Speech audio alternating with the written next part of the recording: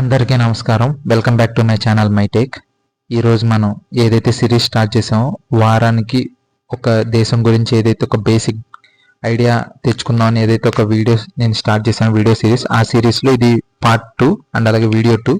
ఈ వీడియోలో మనం ఫ్రాన్స్ దేశం గురించి అయితే తెలుసుకుందాం. ఎందుకంటే రీసెంట్గా మన ఇండియా అండ్ ఫ్రాన్స్ మధ్య జరిగిన ఏఐ సమ్మిట్ కానీ అండ్ అలాగే మన నరేంద్ర మోడీ గారు ఏదైతే 2 days విజిట్కి ఏదైతే ఫ్రాన్స్కి వెళ్ళారో, సో దానివల్ల మనం ఫ్రాన్స్ దేశం గురించి తెలుసుకోవటం అయితే ఇంపార్టెంట్ అని నేను అనుకున్నాను. సో దానికోసం ఈరోజు మనం ఫ్రాన్స్ దేశం గురించి అయితే తెలుసుకుందాం. ఫస్ట్ యాజ్ యూజువల్ మనం మ్యాప్ అయితే చూద్దాం. ఫస్ట్ ఇది మన ఇండియా నుంచి వెస్ట్ సైడ్ కనుక వెళ్తే మొత్తం ఇక్కడ యూరోపియన్ మొత్తం అంతా యూరోప్ కాంటినెంట్లో ఇక్కడ ఫ్రాన్స్ దేశం ఉంటుంది. ఫ్రాన్స్ దేశం ఇక్కడ మీకు ఏదైతే మనం హైలైట్ చేస్తాం చూడండి, ఇక్కడ ఏదైతే మనకి హైలైట్ అయి కనబడుతుందో ఇది ఫ్రాన్స్, దాని యొక్క రాజధాని ప్యారిస్. అండ్ ఫ్రాన్స్ వచ్చేసరికి ఇటుపక్క అంటే వెస్ట్రన్ సైడ్ వచ్చేసరికి స్పెయిన్తో అండ్ అలాగే ఇక్కడ చూడండి చిన్న కంట్రీ ఉంది అండోరా అని, ఈ కంట్రీతో బోర్డర్ అయితే షేర్ చేసుకుంటుంది. అండ్ అలాగే ఇటుపక్క వచ్చేసరికి ఇటలీతో, చూడండి ఇది పెద్ద బోర్డర్. అండ్ అలాగే ఈ బోర్డర్లో ఆల్ప్స్ పర్వతాలు అనేవి ఉంటాయి. ఎలా అయితే మన ఇండియాకి చైనాకి మధ్య హిమాలయాస్ ఎలా అయితే ఉన్నాయో అలాగే ఫ్రాన్స్కి ఇటలీకి మధ్య ఆల్ప్స్ మౌంటైన్స్ అయితే ఉంటాయి. అండ్ అలాగే స్విట్జర్లాండ్తో కూడా బౌండరీ షేర్ చేసుకుంటుంది. అలాగే లగ్జంబర్గ్, బెల్జియం ఈ దేశాలతో అయితే ఫ్రాన్స్ తన యొక్క బౌండరీని అయితే షేర్ చేసుకుంటుంది. అండ్ ఇక్కడ ఏదైతే ఐలాండ్ కనబడుతుందో కోర్స్ ఐలాండ్, ఇది కూడా ఫ్రాన్స్కి చెందింది. బట్ ఫ్రాన్స్ అనేది ఇక్కడ కనిపిస్తున్న ఏదైతే యూరోపియన్ ఖండంలో కనిపిస్తున్న ఈ మెయిన్ పార్టే కాకుండా దానికి చాలా ఐలాండ్ నేషన్స్ అనేవి ఫ్రాన్స్లో భాగమై ఉన్నాయి. అది కూడా నేను మీకు ఒకసారి చూపిస్తాను చూడండి. ఇవ్వండి ఇక్కడ చూడండి, ఫ్రాన్స్ యాక్చువల్గా ఇది మెయిన్ పార్ట్, దీన్ని మెట్రోపాలిటన్ ఫ్రాన్స్ అంటారు. బట్ ఇదివరకు మనకు ఆల్రెడీ తెలుసు యూరోపియన్ నేషన్స్ అంటే బ్రిటన్ కానీ లేకపోతే పోర్చుగల్ కానీ స్పెయిన్ కానీ ఫ్రాన్స్ కానీ ఇలాంటి దేశాలు మొత్తం ప్రపంచాన్ని మొత్తం విస్తరించి వాళ్ళ యొక్క రాజ్యాన్ని ఎలా అయితే స్థాపించారో అలాగే ఫ్రాన్స్ కూడా చాలా దేశాలను ఆక్రమించుకొని వాళ్ళు పరిపాలన అయితే చేశారు. బట్ ఈవెన్ ఇప్పటికీ కూడా అంటే 2025 ఈ రోజుకి కూడా కొన్ని ఐలాండ్ నేషన్స్ ఏవైతే ఉన్నాయో, ఇక్కడ క్లిప్పర్టన్ ఐలాండ్ అని, లేకపోతే ఇక్కడ ఒక గ్రూప్ ఆఫ్ ఐలాండ్స్ అంటే చాలా ఉంటాయి, దాన్ని ఫ్రెంచ్ పాలినేషియా అని, లేకపోతే ఇక్కడ మన ఇండియన్ ఓషన్ రీజియన్లోకి వస్తే రియూనియన్ ఐలాండ్ అని, లేకపోతే Saint Paul and Amsterdam Island అని, లేకపోతే ఇక్కడ న్యూ క్యాలిడోనియా అని, అండ్ అలాగే ఇక్కడ మనం సౌత్ అమెరికన్ నేషన్లో చూస్తే ఫ్రెంచ్ గయానా అని. ఇక్కడ ఏ అయితే మీకు ఇవన్నీ చూపిస్తున్నాను ఇవన్నీ ఫ్రెంచ్ ఓవర్సీస్ టెరిటరీస్. అంటే మనం ఫ్రాన్స్ అంటే ఏదైతే ఇక్కడ మెయిన్ యూరోపియన్ కాంటినెంట్లో ఏదైతే కనిపిస్తుందో అది మెయిన్ పార్ట్ అయి ఉండొచ్చు, కానీ బట్ దానికి ఈ చిన్న చిన్న ఐలాండ్ నేషన్స్ అయితే చాలా ఉన్నాయి. దానివల్ల ఫ్రాన్స్ అనేది చాలా పెద్ద దేశం. అండ్ అలాగే మీరు ఇక్కడ గమనిస్తే ఇక్కడ లైట్ బ్లూ కలర్లో ఒక ఏరియా అయితే కనబడుతుంది, దీన్ని ఎక్స్క్లూజివ్ ఎకానమిక్ జోన్ అంటారు. అంటే ఏదైనా ఒక దేశానికి తీర ప్రాంతం కనుకుంటే దాని నుంచి కొన్ని నాటికల్ మైల్స్ వరకు, అంటే సుమారు 20 నాటికల్ మైల్స్ అనుకుంటే ఇఫ్ ఐఎమ్ నాట్ రాంగ్, అక్కడ వరకు ఏదైతే తీర ప్రాంతం వస్తుందో దానిలో దొరికే ఏదైనా ఖనిజాలు కానీ లేకపోతే ఆయిల్ కానీ లేకపోతే అక్కడ లా అండ్ ఆర్డర్ కానీ మోస్ట్లీ ఆ దేశానికి సంబంధించి అవుతుంది. సో ఏదైతే ఐలాండ్స్ మొత్తం ప్రపంచం మొత్తం ప్రతి ఖండంలో ఇటు పక్కన చూస్తే పెసిఫిక్ మహాసముద్రంలో, ఇక్కడ పక్కన అట్లాంటిక్ మహాసముద్రంలో, ఇండియన్ మహాసముద్రంలో అండ్ అలాగే ఆర్కిటిక్ అంటార్కిటిక్ వీటిల్లో కూడా చిన్న చిన్న ఐలాండ్స్ ఉండటం వల్ల ఫ్రాన్స్ యొక్క రీచ్ చాలా పెద్దగా ఉంటుంది. అండ్ అలాగే దాని యొక్క నేవల్ బేసెస్ ఏవైతే ఉన్నాయో వాళ్ళ యొక్క నేవీ బేసెస్ కానీ ఆర్మీ బేసెస్ కానీ ప్రతి దాంట్లో ఉంటాయి. సో ఇది బేసిక్గా ఫ్రాన్స్ యొక్క మ్యాప్ అండ్ అలాగే దాని యొక్క ఓవర్సీస్ టెరిటరీస్ అండ్ అలాగే మెయిన్ పార్ట్ని మెట్రోపాలిటన్ ఫ్రాన్స్ అంటారు. అండ్ కమింగ్ టు ఫ్రాన్స్ వచ్చేసరికి ఫ్రాన్స్ యొక్క పాపులేషన్ సుమారు 6,80,00,000 అంటే 7 కోట్ల దాకా ఉంటారు. ఫ్రాన్స్ యొక్క క్యాపిటల్ ప్యారిస్ అండ్ అలాగే దాని జీడిపి $3.3 ట్రిలియన్ నామినల్ జీడిపిలో. అండ్ అలాగే వాళ్ళ కరెన్సీ వచ్చేసరికి యూరో. అండ్ మనం ఫ్రాన్స్లో కనుక రివర్ సిస్టమ్ కనుక చూస్తే ఫ్రాన్స్లో చాలా నదులైతే మన ఇండియా లాగానే అంటే ఒక ఫర్టైల్ ఏరియా అనమాట. లోర్ అని, సియన్ అని, లేకపోతే రోయిన్ అని, డార్గియన్ అని, గారియోన్ అని. అంటే దీనివల్ల ఏంటంటే ఫ్రాన్స్లో అంటే మీకు ఇది చూపిస్తానికి మెయిన్ రీజన్ ఏంటంటే ఫ్రాన్స్లో మనం ఇప్పటిదాకా యూరోపియన్ కంట్రీస్ అంటే మేబీ టెక్నాలజికల్గా లేకపోతే ఇంకేమైనా సమ్ అదర్ ఆటలో ముందుంటాయి అనుకుంటాం కానీ, బట్ ఫ్రాన్స్ ఒక అగ్రికల్చర్ బేస్డ్ కంట్రీ కూడా. ఇక్కడ పండే వైన్ కానీ, గ్రేప్స్ ఏదైతే పండే దాని నుంచి వైన్ తయారు చేయడం, ఇవి కూడా చాలా ఫేమస్ అనమాట. సో అది బేసిక్గా ఫ్రాన్స్ గురించి మీకు ఒక అండర్స్టాండింగ్. అండ్ అలాగే ఫ్రాన్స్లో ఇంపార్టెంట్ ప్లేసెస్ ఏంటి, ఫస్ట్ వచ్చేసరికి మౌంట్ బ్లాంక్. మీకు ఇందాక నేను మ్యాప్లో చూపెట్టాను కదండి, ఇక్కడ ఫ్రాన్స్కి ఇటలీకి మధ్య ఏదైతే ఇక్కడ పర్వతాలు వస్తాయి వాటిని ఆల్ప్స్ పర్వతాలు అంటారు. ఆ పర్వతాల్లోనే మౌంట్ బ్లాంక్ అనేది ఒక హైయెస్ట్ పాయింట్. అంటే మనకి ఇక్కడ మౌంట్ ఎవరెస్ట్ లేదా కరాకోరం రేంజ్ ఎలా అయితే మనం అంటాం హిమాలయాస్లో, సేమ్ అలాగే యూరోప్ మొత్తం ఖండంలో మౌంట్ బ్లాంక్ అనేది హైయెస్ట్ పాయింట్ అనమాట. దీని మీద కూడా ట్రెక్కర్స్ వెళ్ళటానికి అండ్ అలాగే మౌంటైనియర్స్ వెళ్ళడానికి కూడా చాలా ట్రై చేస్తున్నారు. మౌంట్ బ్లాంక్ అంటే అసలు బేసిక్ మీనింగ్ ఏంటంటే వైట్ మౌంటైన్, ఎందుకంటే ఇక్కడ చాలా మంచు అది పడుతూ ఉంటుంది కాబట్టి దానికి ఆ పేరు వచ్చింది. నిన్న మీకు చూపించాం కండి, ఇదిగోండి ఇటలీ అండ్ ఫ్రాన్స్ యొక్క సరిహద్దుల్లో ఆల్ప్స్ మౌంటైన్స్ ఉంటాయి. ఆ మౌంటైన్లో మౌంట్ బ్లాంక్ అనే హైయెస్ట్ శిఖరం అయితే ఈ పర్వతాల్లో ఉంది. అండ్ నెక్స్ట్ వచ్చేసరికి మనందరికీ తెలిసిన ఫేమస్ లూర్ మ్యూజియం అంటారు. మనకి తెలిసిన మోనాలిసా పెయింటింగ్ కానీ అండ్ అలాగే వేరియస్ యాంటిక్ ఐటమ్స్ ఏవైతే పురావస్తు శాఖలో ఉన్నాయి, ఇవన్నీ ఈ మ్యూజియం చాలా ఫేమస్ అనమాట. అలాగే పెద్దది కూడా. సుమారు ప్రతి సంవత్సరం 7 మిలియన్ నుంచి 8 మిలియన్, అంటే సుమారు 70 నుంచి 80 లక్షల మంది ఈ మ్యూజియంని విజిట్ చేస్తారని ఒక అంచనా. అంటే ఇది ఒక ఫేమస్ టూరిస్ట్ స్పాట్ అనమాట. అండ్ అలాగే నాత్రే డామ్ కేథడ్రల్, ఇది మీరు కనుక most of the even English మూవీస్లో కానీ లేకపోతే యూరోపియన్ టైప్లో మనం ఆర్కిటెక్చర్ కనుక చూస్తే వాళ్ళ దగ్గర ఈ చర్చెస్ కానీ కెథీడ్రల్స్ అని లేకపోతే బ్యాసిలిస్క్స్ అని లేకపోతే చాపెల్స్ అని ఇట్లాంటివి ఉంటాయి. అంటే ఒక రాజుల కాలం నాటి కట్టడాలు ఏవైతే ఉన్నాయో వాటన్నిటిని ఇంకా వాళ్ళు ప్రిజర్వ్ చేసి దానిలో చర్చెస్ కానీ లేదా మ్యూజియంస్ కానీ కట్టి వాళ్ళు దాన్ని కూడా ఒక టూరిస్ట్ డెస్టినేషన్ అయితే చేశారు. అండ్ నెక్స్ట్ వచ్చేసరికి ఆర్క్ డి ట్రయంఫ్. ఇదేంటంటే ఏదైతే నెపోలియన్ 1800 సంవత్సరం ఆ టైంలో నెపోలియన్ అనే ఆయన ఎవరైతే ఉన్నారో ఆయన చేసిన ఈ వార్స్ అంటే యుద్ధాలు ఏవైతే ఉన్నాయో అవన్నీ ఆయన గెలిచి మళ్ళీ ఇంటికి రావటం, లేకపోతే దానివల్ల ఫ్రాన్స్ యొక్క ఇమేజ్ మొత్తం యూరోప్ లో పెరగడం, వీటన్నిటి వల్ల ఒక చిహ్నం కింద ఏదైతే నెపోలియన్ వార్స్ ఏవైతే ఉన్నాయో వాటికి చిహ్నం కింద ఈ ఆర్క్ డి ట్రయంఫ్ అనే దాన్ని నిర్మించడం అయితే జరిగింది. అండ్ ఇవి మీకు ఎందుకు చూపిస్తుంది అంటే ఇవన్నీ చాలా ఇంపార్టెంట్ ప్లేసెస్. అంటే ఏదైనా ఫ్రాన్స్ మనం గుర్తు వచ్చిందని అంటే మనకు జనరల్ గా ఐఫిల్ టవర్ అనేది ఒకటే గుర్తొస్తుంది. బట్ ఈ మౌంట్ బ్లాంక్ కానీ, లూర్ మ్యూజియం కానీ, నాత్రే డామ్ కేథడ్రల్ కానీ, లేకపోతే ఇప్పుడు ఆర్క్ డి ట్రయంఫ్ కానీ, ఇవన్నీ టూరిస్ట్ స్పాట్స్ అనమాట. దీనివల్ల ఏంటంటే ఫ్రాన్స్ కి ఈ టూరిజం అనేది ఒక హ్యూజ్ సెక్టర్ అనమాట. అండ్ అలాగే మనందరికీ తెలిసిందే ఐఫిల్ టవర్. దీన్ని గుస్తావ్ ఐఫిల్ అనే ఇంజనీర్ ఎవరైతే డిజైన్ అండ్ కన్స్ట్రక్ట్ చేశారో దాన్ని పేరు మీద ఐఫిల్ టవర్ అనేది పెట్టడం జరిగింది. చాలా ఫేమస్ డెస్టినేషన్ కూడా మనందరికీ తెలుసు. అండ్ నెక్స్ట్ వచ్చేసరికి ప్యాలెస్ ఆఫ్ వర్సైల్స్. ఇది నేను మీకు ఒక ఆర్టిస్టిక్ పెయింటింగ్ అయితే నేను పెట్టాను. ఇదేంటంటే 1700, 1800 ఆ టైంలో ఎప్పుడైతే ఫ్రాన్స్ ని కింగ్ హెన్రీ ఎప్పుడైతే రూల్ చేస్తున్నారో వాళ్ళు ఆ టైంలో కన్స్ట్రక్ట్ చేసిన ప్యాలెస్ ఇది. అండ్ ఈ ప్యాలెస్ చాలా లావిష్ అనమాట. అంటే మొత్తం టాప్ నాచ్ మార్బుల్స్ కానీ లేదా అక్కడ ఇంటీరియర్ డిజైనింగ్ కానీ ఈవెన్ ఆ టైంలో అంటే 1700-1800 సంవత్సరాలు ఆ టైంలోనే చాలా పెద్దగా అయితే నిర్మించడం జరిగింది. అండ్ ఇది కూడా one of the tourist spot అనమాట. ఇవన్నీ లోపల ప్యాలెస్ ఆఫ్ వర్సైల్స్ లో ఇలా అయితే ఉంటుంది.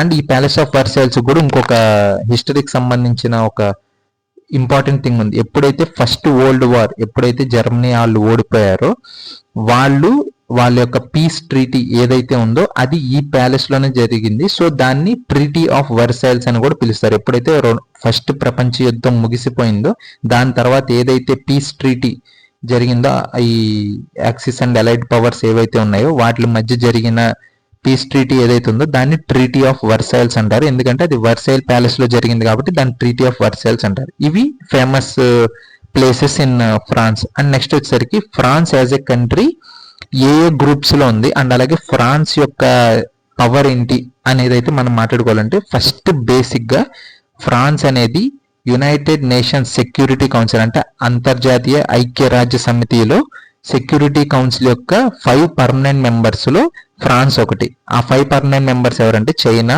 France, Russia, United Kingdom and United States of America.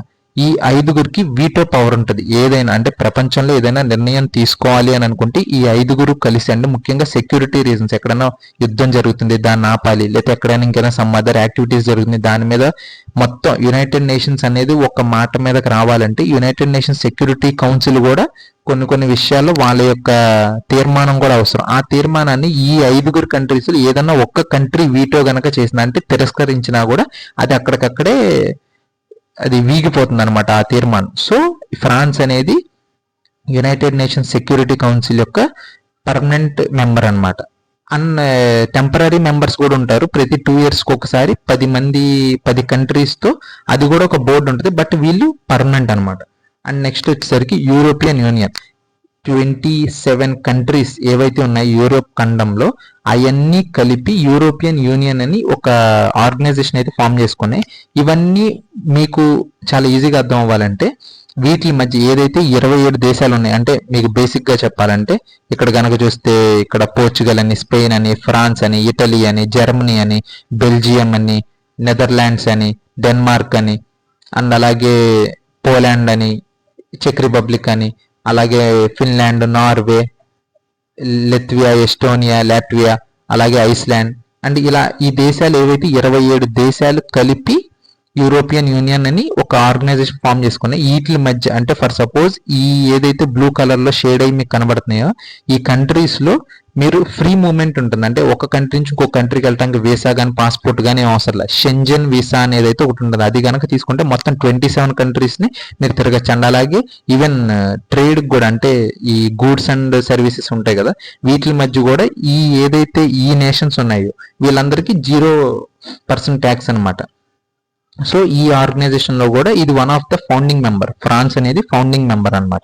And అలాగే మనందరికీ తెలుసు, అండ్ అలాగే హాట్ టాపిక్ కూడా గత కొన్ని సంవత్సరాలు, ఎందుకంటే రష్యా యుక్రెయిన్ వార్ వల్ల నేటో అనేది మనం చాలా వింటూ వచ్చాం. నేటో కూడా ఫ్రాన్స్ అనేది one of the founding member. But 1966లో ఫ్రాన్స్ అప్పుడు ప్రధానమంత్రి నాకు ఈ నేటోతో అవసరం లేదు, లేదా సంబంధం లేదు కాబట్టి నేను బయటకు వచ్చేస్తాననేది ఫ్రాన్స్ ఒకానొక దశలో నేటో నుంచి కూడా బయటకు వచ్చేసిన పరిస్థితులు ఉన్నాయి. అసలు నేటో అంటే ఏంటంటే నార్త్ అట్లాంటిక్ ట్రీటీ ఆర్గనైజేషన్. ఇవన్నీ మనకి ఇక్కడ నేను మీకు ఇంకొక రిప్రజెంటేషన్ ఇచ్చాను. ఇది ఏదైతే ఏరియా ఉందో దీన్ని అట్లాంటిక్ మహాసముద్రం అంటారు. సో అట్లాంటిక్ మహాసముద్రానికి నార్త్ సైడ్ ఏదైతే ఉన్నాయి, అంటే ఇక్కడ అమెరికా కానీ కెనడా కానీ ఈ యూరప్ కంట్రీస్ ఏవైతే ఉన్నాయో వీటన్నిటికి సెక్యూరిటీ పర్పస్ మీద రెండో ప్రపంచ యుద్ధం తర్వాత అమెరికా సారథ్యంలో చేసుకున్న ఒక వ్యవస్థ లేకపోతే ఒక ట్రీటీ ఏదైతే ఉందో దాన్ని నేటో ట్రీటీ అంటారు, నార్త్ అట్లాంటిక్ ట్రీటీ ఆర్గనైజేషన్. దీనిలో చాలా మంది దేశాలు, అంటే స్టార్టింగ్ లో వచ్చేసరికి ఒక 15-20 దేశాల మటుకే ఉన్నా కూడా ఇప్పుడు దగ్గర దగ్గర 30-40 దేశాల దాకా అయింది దగ్గర దగ్గర. ఇది ఇండైరెక్ట్ గా రష్యా యుక్రెయిన్ యుద్ధానికి కూడా కారణం. ఎందుకంటే నేను మీకు ఆల్రెడీ మ్యాప్ కూడా ఇంకోటి చూపిస్తాను. బట్ ఇప్పుడైతే బేసిక్ గా చూడండి, ఫ్రాన్స్ కూడా నేటోలో one of the member. And ఇగోండి చూడండి, United States of America, Canada, Greenland, UK, France, Italy, Turkey, ఈ నార్వే, ఫిన్లాండ్, అలాగే ఈ బాల్టిక్ కంట్రీస్ ఇవన్నీ కూడా నేటోలో భాగమే అనమాట. నేటో యొక్క మెయిన్ ఉద్దేశం ఏంటంటే ఈ నేటో కంట్రీస్ ఏవైతే ఇప్పుడు మీకు చూపించానో ఒకళ్ళ మీద అటాక్ గనక ఎవరైనా చేస్తే అది అందరి మీద అటాక్ అనమాట. ఫర్ సపోజ్ ఎవరైనా రేపొద్దున్న ఒక దేశం వచ్చి పోర్చుగల్ మీద యుద్ధానికి వచ్చింది, అది ఆటోమేటిక్ గా ఇక్కడ నేటోలో ఉన్న ఒక క్లాస్ ప్రకారం ఏంటంటే పోర్చుగల్ మీదకి వచ్చినా మొత్తం ఉన్న ఈ దేశాలందరి మీదకి దాడి మీదకి వచ్చినట్టు. కాబట్టి వీళ్ళందరూ కలిసి ఎవరైతే ఆ పోర్చుగల్ మీదకి యుద్ధానికి వచ్చారో వాళ్ళ మీద యుద్ధం చేస్తారు.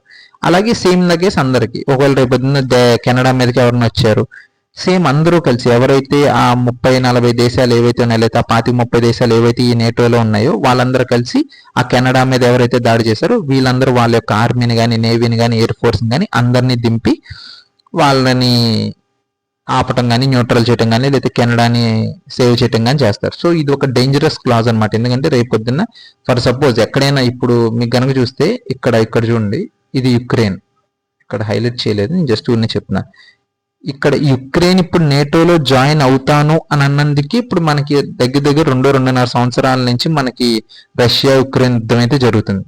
సో ఎందుకంటే రేపొద్దున్న ఏదైనా మనకి బార్డర్ అంతా అయితే మనకి ఆల్రెడీ చాలా అనుభవం కూడా ఉంది. ఈవెన్ మనకి పాకిస్తాన్కి మధ్య అండ్ అలాగే మనకి చైనాకి మధ్య, ఈవెన్ మనకి నేపాల్కి బంగ్లాదేశ్ ఇట్లాంటి దేశాల మధ్య కూడా బార్డర్ ఇష్యూస్ రావటం, ఆర్మీని మనం అక్కడ ఏదన్నా అంటే మొబిలైజ్ చేయడం ఇట్లాంటివి ఉంటాయి. బట్ ఆ సిచ్యువేషన్ లో ఒకవేళ ఏదైనా ఒక రెక్లెస్ లీడర్ కానీ లేకపోతే ఒక అన్నోన్ ఈవెంట్ కానీ జరిగితే ఈ నేటోలో ఉన్న క్లాజ్ ప్రకారం వీళ్ళందరూ లీగల్లీ బౌండ్ అనమాట. కన్ఫర్మ్ గా ఒకవేళ రేపొద్దున్న ఇక్కడ యుక్రెయిన్ నేటోలో పార్ట్ అయింది, ఒకవేళ రేపొద్దున్న రష్యాకి యుక్రెయిన్కి ఏదైనా సమ్ క్లాషెస్ వచ్చినాయి, కంపల్సరీ ఈ మిగతా ఏవైతే కంట్రీస్ ఉన్నాయో ఇవన్నీ యుక్రెయిన్ తో కలిసి లేదా యుక్రెయిన్ తో పాటు రష్యా మీద పోరాడాల్సిన అవసరం ఉంది, లేకపోతే వాళ్ళ యొక్క బాధ్యత. సో దీనివల్ల ఏంటంటే ప్రపంచానికి చాలా అంటే ఎవరు ఎప్పుడు ఏం చేస్తారో తెలియదు కాబట్టి ఈ క్లాజ్ ఏదైతే ఉందో సమ్ సెన్సిటివ్ గా కూడా చూస్తున్నారు ఇప్పుడు అందరూ. సో దానివల్ల యుద్ధం కూడా స్టార్ట్ అయింది. బేసిక్ గా ఇది నేటోలో ఫ్రాన్స్ కూడా వన్ ఆఫ్ ద భాగస్వామి అనమాట.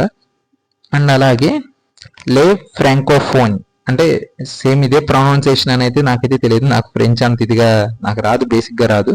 బట్ ఈ ఆర్గనైజేషన్ ఏంటంటే మనకి ఏదైతే కామన్వెల్త్ ఆఫ్ నేషన్స్ అని మనం ఆల్రెడీ వింటాం, మీ అందరికి కూడా మ్యాక్సిమం ఒక ఐడియా ఉండిద్ది. ఏదైతే బ్రిటన్ ఒకప్పుడు పరిపాలించిన దేశాలని అందరినీ కలిపి, ఇప్పుడు వాళ్ళందరూ బ్రిటన్ పరిపాలనలో లేనప్పటికీ కూడా ఏదైతే ఇదివరకు వాళ్ళు పరిపాలించేవాళ్ళో అలాంటి దేశాలందరినీ గ్యాదర్ చేసి కామన్వెల్త్ ఆఫ్ నేషన్స్ లేదా కామన్వెల్త్ గేమ్స్ అని వాళ్ళతో వేరియస్ యాక్టివిటీస్ వేరియస్ మీటింగ్స్ ఏదైతే పెడతారో, సేమ్ ఫ్రెంచ్ స్పీకింగ్ ఎవరైతే ఉన్నారో, ఎవరి కంట్రీలో ఫ్రెంచ్ అనేది అఫీషియల్ లాంగ్వేజ్ అయి ఉంటుందో వాళ్ళతో ఈ ఆర్గనైజేషన్ ఏదైతే ఫ్రాన్స్ లీడ్ చేస్తుంది దీన్ని లా ఫ్రాంకోఫోన్ అనే ఒక ఆర్గనైజేషన్, లేకపోతే అదొక ప్రోగ్రాము.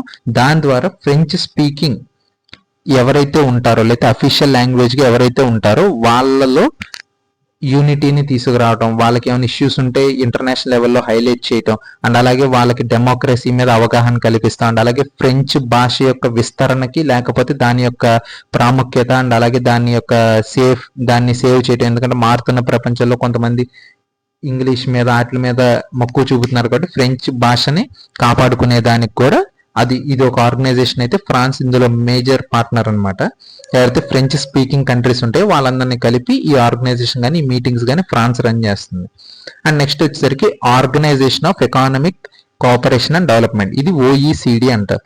దీని మెయిన్ ఉద్దేశం ఏంటంటే ఏదైతే డెవలప్డ్ కంట్రీస్ ఉన్నాయో అంటే ఎస్పెషల్లీ వెస్ట్రన్ కంట్రీస్ అండ్ అలాగే Australia, Japan, South Korea, New Zealand ఇట్లాంటి ఏవైతే ఉన్నాయో ఇవన్నీ కలిపి వాళ్ళ దేశాల్లో ఏదైతే ప్రజల యొక్క జీవన ప్రమాణాలు పెంచడానికి లేకపోతే వాళ్ళ మధ్య ఎకానమిక్ కోఆపరేషన్ పెంచడానికి ఏం చేయాలో వాటి గురించి కూడా ఈ OECD అనే ఒక ఆర్గనైజేషన్ పెట్టుకొని దాని మీద విధి విధానాలన్నీ వాళ్ళు మాట్లాడుకుంటున్నారు. ఈ OECDలో కూడా France one of the founding and అలాగే ఇంపార్టెంట్ పార్ట్నర్ అనమాట. అండ్ నెక్స్ట్ వచ్చేసరికి మనందరికీ తెలుసు G7 కంట్రీస్, ప్రపంచంలో 7 అతిపెద్ద ఆర్థిక వ్యవస్థలు ఏవైతే ఉన్నాయో వాటిని ఒక మీటింగ్ అయితే పెట్టుకుంటారు, మేబీ 1 or 2 years ఒకసారి. బట్ ఈ G7 అనేది ఇప్పుడు ఒక రకంగా మారాల్సిన టైం అయితే వచ్చింది. ఎందుకంటే ఒకప్పుడు జపాన్ లేకపోతే France, Italy, United Kingdom, Canada, United States ఇవన్నీ ఒకప్పుడు అంటే మేబీ ఒక 15-20 years బ్యాక్ అవి పెద్ద ఎకానమీస్ అవ్వచ్చు లేకపోతే ప్రపంచంలో అతిపెద్ద ఎకానమీస్ కావచ్చు. బట్ ఇప్పుడు మారిపోయింది, మన ఇండియా కూడా టాప్ 4లోకి లేదా టాప్ 5లోకి వచ్చింది. బట్ ఇంకా వీళ్ళు చెప్తున్న ఏదైతే ఎకానమీ ప్రాతిపదికన మేము ఈ G7 పెట్టుకున్నాం అని చెప్తే మన ఇండియా కూడా దీనిలో పార్టిసిపేషన్ చేయాలి. బట్ G7 అలాగే ఇంకా పాత మూలాలతోనే నడుస్తుంది. ఈ G7లో కూడా France one of the member. And అలాగే వచ్చేసరికి G20 మనందరికి తెలుసు, పోయినసారి కూడా మన ఇండియాలోనే G20 సమ్మిట్ జరిగింది. ఇవి ఏవైతే రెడ్ కలర్ కంట్రీస్ ఉన్నాయో Russia, China, India, Australia, Indonesia, Japan, South Korea, South Africa, Argentina, Brazil, Mexico, United States of America, Canada and అలాగే France, Italy, Turkey, Saudi Arabia ఇవన్నీ. అండ్ అలాగే యూరోపియన్ యూనియన్, ఇందాక మీకు చూపించా కదండి యూరోపియన్ యూనియన్, ఇది కూడా మన G20 అంటే ఆ యూనియన్ ద్వారా పార్టిసిపేట్ చేస్తారు. అండ్ అలాగే గ్రీన్ కంట్రీస్ గ్రే టైప్ లో ఉన్న కలర్ కంట్రీస్ ఏంటంటే ఆఫ్రికన్ యూనియన్ ద్వారా వీళ్ళు రిప్రజెంట్ చేయబడతారు. సో ఇది G20, ఇది కూడా ఒక ఇంపార్టెంట్ ఆర్గనైజేషన్. దీనిలో కూడా ఫ్రాన్స్ అనేది ఒక ఇంపార్టెంట్ కంట్రీ. అండ్ నెక్స్ట్ వచ్చేసరికి ఇంటర్నేషనల్ సోలార్ అలయన్స్, ఏదైతే మన ప్రధానమంత్రి నరేంద్ర మోడీ గారు అండ్ అలాగే ఫ్రాన్స్ ప్రెసిడెంట్ వీళ్ళు ఒక 4-5 సంవత్సరాల క్రితం ఫ్రాన్స్ లో ఏదైతే మన సోలార్ ఎనర్జీని ముందుకు తీసుకెళ్లాలి అయితే బాగా దానికి ఊతం ఇవ్వాలని చెప్పని ఇంటర్నేషనల్ సోలార్ అలయన్స్ అని ఒక ఆర్గనైజేషన్ అయితే స్టార్ట్ చేశారు. దాని యొక్క హెడ్ క్వార్టర్స్ మన గురుగ్రామ్ హర్యానాలో అయితే పెట్టడం జరిగింది. దీనిలో కూడా ఫ్రాన్స్ అనేది one of the co founder. మనతో పాటు మన ఇండియా ఫ్రాన్సే కలిసి ఇంటర్నేషనల్ సోలార్ అలయన్స్ అయితే స్టార్ట్ చేశారు. సో ఇవి ఫ్రాన్స్ పార్టిసిపేట్ చేస్తున్నా లేకపోతే the most important organisations. And next వచ్చేసరికి ఫైనల్ గా ఫ్రాన్స్ యాజ్ ఎ కంట్రీ మన ఇండియాకి ఏంటి, అండ్ అలాగే అవి ఫేస్ చేస్తున్న ప్రాబ్లమ్స్ ఏంటి, లేకపోతే దాని ఫ్యూచర్ ఏంటి. అండ్ బేసిక్ గా చెప్పాలంటే ఫ్రాన్స్ లో అండ్ అలాగే most of the European countries లో ఇప్పుడు మేజర్ ఇష్యూ ఏంటంటే జాబ్స్ అండ్ అలాగే సోషల్ సెక్యూరిటీ మెయిన్ ఇష్యూ అనమాట. ముఖ్యంగా ఫ్రాన్స్ లో కనుక చెప్పాలంటే 2017 నుంచి మనకి ఇమాన్యుయల్ మ్యాక్రాన్ అనే ఆయన ప్రెసిడెంట్ కింద పనిచేస్తున్నారు. అంటే సుమారు 8-9 సంవత్సరాలు అవుతుంది. ఆల్రెడీ 2022లో జరిగిన ఎలక్షన్ లో కూడా ఆయన మళ్ళీ రీఎలెక్ట్ అయ్యారు.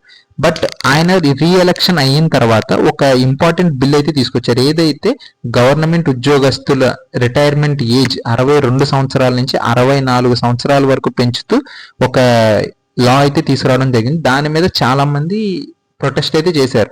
మేము 62 సంవత్సరాలకి చేయలేకపోతున్నాం, 64 సంవత్సరాలు ఎలా చేస్తున్నాం అంటే దానికి ఆయన చెప్పిన రీజన్ కూడా కొంచెం అంటే కరెక్టే. ఎందుకంటే వీళ్ళు రిటైర్ అయిపోతే వీళ్ళకి రిటైర్మెంట్ బెనిఫిట్స్ ఇవ్వాలి అండ్ అలాగే వీళ్ళ ప్లేస్ లో కొత్త వాళ్ళని రిక్రూట్ చేసుకోవాలి. సో ఇది ఒక నెగిటివ్ లేకపోతే ఒక కాంట్రవర్షియల్ టాపిక్ అనమాట. పెన్షన్ రిఫార్మ్ కానీ లేకపోతే గవర్నమెంట్ ఎంప్లాయీ రిఫార్మ్ కానీ. అండ్ అలాగే పాజిటివ్ చెప్పాలంటే ఫ్రాన్స్ 2030 నాటికి ఈ రిన్యూవబుల్ ఎనర్జీస్ లో కానీ ఆర్టిఫిషియల్ ఇంటెలిజెన్స్ లో కానీ ఇన్ఫ్రాస్ట్రక్చర్ కానీ అంటే పోర్ట్స్ ఎయిర్పోర్ట్స్ అండ్ అలాగే రోడ్డు రైల్ ఇన్ఫ్రాస్ట్రక్చర్ లో కానీ అండ్ అలాగే డిఫెన్స్ లో కానీ వీటన్నిటితో హ్యూజ్ ఇన్వెస్ట్మెంట్స్ చేస్తాం. అండ్ అలాగే మన ఇండియాతో అంటే మన ఇండియాతో అని కాదు కానీ ఎవరైతే వీళ్ళ ఆశయాలకి లేదా గోల్స్ కి అనుకూలంగా ఉంటారో వాళ్ళతో కలిసి పనిచేసి మేము ఈ ఏరియాస్ లో ముందుకెళ్లాలనుకుంటున్నాం అని అయితే చెప్పారు. అండ్ అలాగే ఫ్రాన్స్ మన ఇండియాకి చాలా పెద్ద సపోర్ట్ అనమాట. ఈవెన్ మనం 1970s 80s 60s ఆ టైంలో కూడా మనం ఫస్ట్ టైం అణు ఆయుధం ప్రయోగం చేసినప్పుడు అయితే ప్రయోగం చేసినప్పుడు మనకి వెస్టర్న్ కంట్రీస్ అమెరికా ఇట్లాంటివి మన మీద శాంక్షన్స్ అయితే పెట్టినాయి. బట్ ఫ్రాన్స్ మనకి అప్పటి నుంచి కూడా ఈవెన్ వెస్టర్న్ కంట్రీ అయినప్పటికీ లేదా యూరోపియన్ కంట్రీ అయినప్పటికీ కూడా మనల్ని అప్పటి నుంచే ఫ్రాన్స్ సపోర్ట్ చేస్తూ వచ్చింది. మన యొక్క యునైటెడ్ నేషన్స్ సెక్యూరిటీ కౌన్సిల్ ఇందాక చెప్పే కానీ నేను ఓన్లీ 5 మెంబర్సే ఉండారు, వాళ్ళకి చాలా పవర్ ఉంది, ఏదైనా డెసిషన్ ని వీటో చేసే అధికారం ఉందని. ఈవెన్ ఈ కౌన్సిల్లో కూడా ఇండియాని తీసుకోవాలి అని ఎప్పటి నుంచో ఒక మూమెంట్ కానీ లేకపోతే ఒక ఆర్గ్యుమెంట్ కానీ నడుస్తుంది కానీ బట్ దానికి మేజర్ గా చైనా అనేది అడ్డుపడుతుంది. బట్ మిగతా కంట్రీస్ ఏవైతే ఉన్నాయి ఈవెన్ అమెరికా కానీ యునైటెడ్ కింగ్డమ్ కానీ రష్యా కానీ ఫ్రాన్స్ అయితే బిగ్గెస్ట్ సపోర్టర్ అనమాట. కన్ఫర్మ్ గా ఇండియా లాంటి ఒక పెద్ద కంట్రీ 1.4 బిలియన్ పీపుల్ ఉన్న ఒక కంట్రీ యునైటెడ్ నేషన్ సెక్యూరిటీ కౌన్సిల్లో లేకపోవడం అనేది కరెక్ట్ కాదని ఫ్రాన్స్ మనల్ని ఎప్పుడూ సపోర్ట్ చేస్తూ వస్తుంది. మనకి టైం టెస్టెడ్ పార్ట్నర్ అనమాట ఫ్రాన్స్ అనేది. అండ్ అలాగే ఇమాన్యుయల్ మ్యాక్రాన్ అండ్ అలాగే మన మోడీ గారి మధ్య కూడా పర్సనల్ ర్యాపో కూడా చాలా బెటర్ గా ఉంటుంది. ఎందుకంటే మీరు ఆల్రెడీ ఒక 2-3 డేస్ బ్యాక్ జరిగిన సమ్మిట్ ఏదైతే ప్యారిస్ లో జరిగిందో దానిలో కూడా మీరు చూడొచ్చు. అండ్ అలాగే వీళ్ళకి మేజర్ ఛాలెంజ్ ఏంటంటే ఇప్పుడు డొనాల్డ్ ట్రంప్ ఎవరైతే ఉన్నారో ఆయన నేటో ఇందాక మీకు ఆల్రెడీ చెప్పాను కదా నేటో అని చెప్పానని ఒక సెక్యూరిటీ ఆర్గనైజేషన్ అనమాట. దీనిలో నుంచి నేను బయటకు వచ్చేస్తాను లేదా దీనిలో నాకు అవసరం లేదు, అమెరికానే మొత్తం అంతా చేస్తుందిగా మిగతా కంట్రీస్ అన్ని చక్కగా వాళ్ళ ప్రజల మీద వాళ్ళకి సోషల్ సెక్యూరిటీ పెన్షన్స్ ఇవ్వటం లేదా హెల్త్ రిఫార్మ్స్ అలాంటివి చేసుకుంటున్నాయి, అమెరికానే మొత్తం బర్డెన్ మోస్తుంది ఈ సెక్యూరిటీ దానికోసం, మేమే ఈ డిఫెన్స్ లో వాటిలో ఎక్కువ ఇన్వెస్ట్ చేస్తున్నాం, వీళ్ళేం ఇన్వెస్ట్ చేయట్లేదు కాబట్టి మాకు నేటో అవసరం లేదు, మేము బయటకు వచ్చేస్తాం అని అయితే అంటున్నారు. సో దీనివల్ల ఏంటంటే యూరోపియన్ కంట్రీస్ ఏవైతే ఉన్నాయో వాళ్ళందరికీ ఒక ఐ ఓపెనింగ్ అనమాట. అంటే ఎన్నాళ్ళు మనం అమెరికా మీద డిపెండ్ అవుతాం లేదా అమెరికా యొక్క అడుగుజాడల్లో మనమే నడిస్తే మనకేమొస్తుంది, డొనాల్డ్ ట్రంప్ వస్తే ఒకటి చెప్తాడు, జో బైడెన్ వస్తే ఒకటి చెప్తాడు, బరాక్ ఒబామా వస్తే ఒకటి చెప్తాడు. సో మనకి ఇలా కాదు, మన యూరోపియన్ కి మొత్తం ఏదైతే మన యూరోపియన్ కంట్రీస్ ఉన్నాయో ఖండంలో ఏదైతే 20-30 దేశాలు ఉన్నాయో వీళ్ళందరూ ముందుకు వచ్చి వాళ్ళ ఓన్ ఆర్మీస్ నుంచి కొంతమందిని కేటాయించి యూరోప్ కి ఒక పర్టికులర్ అండ్ డెడికేటెడ్ ఆర్మీ ఉండాలి, మనకు డిఫెన్స్ స్పెండింగ్ పెరగాలి అండ్ అలాగే మనం ఓన్ గా ఫైటర్ జెట్స్ కానీ లేకపోతే ఇంకేమైనా సమ్ అదర్ సాఫ్ట్వేర్స్ కానీ శాటిలైట్స్ కానీ ఇట్లాంటివి మనమే లాంచ్ చేసుకోవాలి, అమెరికా మీద డిపెండ్ అవ్వకూడదు. మేబీ ఇవాళ బాగుంది కాబట్టి మనం అలై బలై అనుకుంటున్నాం, బట్ రేపొద్దున ఏదైనా ఇష్యూస్ వస్తే మనకి మంచిది కాదు లేకపోతే మన ఫ్యూచర్ కి మంచిది కాదని అయితే ఈయన ఎక్కువ దాన్ని ఎండోర్స్ చేస్తున్నారు. మన ఇమాన్యుయల్ మ్యాక్రాన్ ఎవరైతే ఉన్నారో ఫ్రాన్స్ ప్రెసిడెంట్ ఆయన అయితే యూరోపియన్ ఆర్మీకి అండ్ అలాగే యూరోపియన్ డిఫెన్స్ బడ్జెట్ కి అయితే చాలా హ్యూజ్ గా పుష్ చేస్తున్నారు.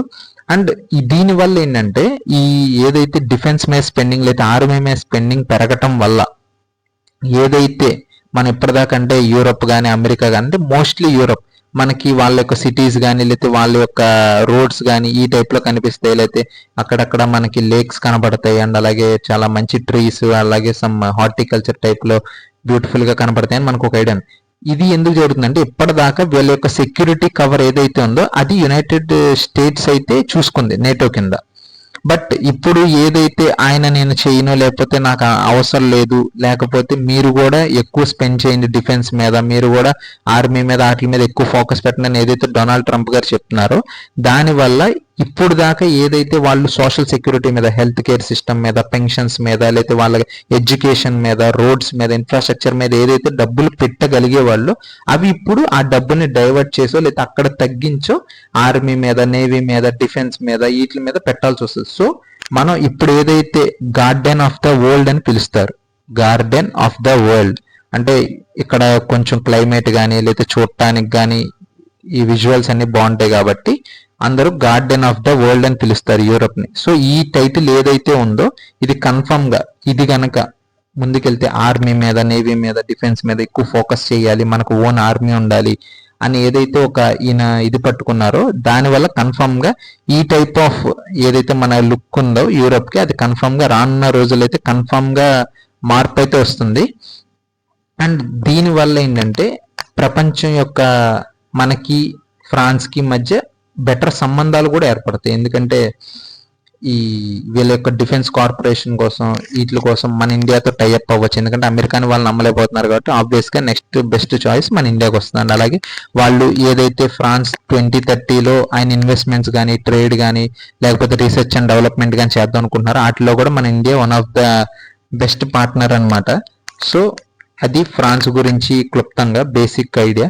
మీకు కనుక ఈ వీడియో నచ్చితే లైక్ చేయండి అండ్ మీ ఫ్రెండ్స్ అండ్ ఫ్యామిలీకి షేర్ చేయండి and please subscribe to my channel. జై హింద్.